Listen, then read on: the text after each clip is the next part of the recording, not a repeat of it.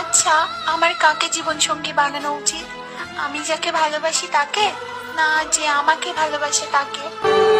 আপনি যাকে ভালোবাসেন তাকে জীবন সঙ্গী করা উচিত নয়, আপনাকে যে ভালোবাসে তাকেই জীবন সঙ্গী করা উচিত। তাহলে জীবনটা সুখময় হয়ে উঠবে, জীবনটা উপভোগ করতে পারবেন।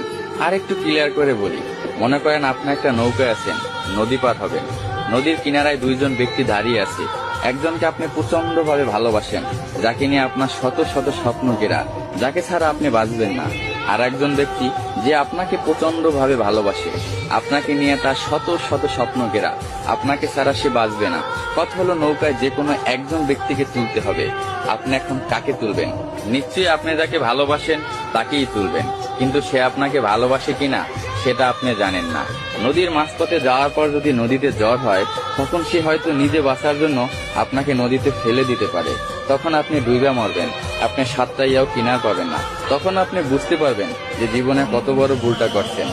আপনাকে যে ভালোবাসে তাকে যদি আপনি নৌকায় তুলেন, আর নদীর মাঝপথে আইসা যদি জ্বরও হয়, সে কখনোই আপনাকে ছাইরা যাবে না, কখনোই আপনাকে ফালাইয়া যাবে না। বাঁচতে হইলে দুজন একসাথে বাঁচবে, মরতে হইলে দুজন একসাথে মরবে। আমাদের যে ভালোবাসে তাকেই আমাদের লাইফ পার্টনার করা উচিত।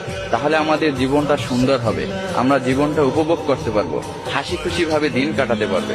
কিন্তু আমরা সব সময় ভুল সিদ্ধান্ত নিয়ে থাকি, যে কারণে আমাদের জীবনে এত দুঃখ, এত কষ্ট।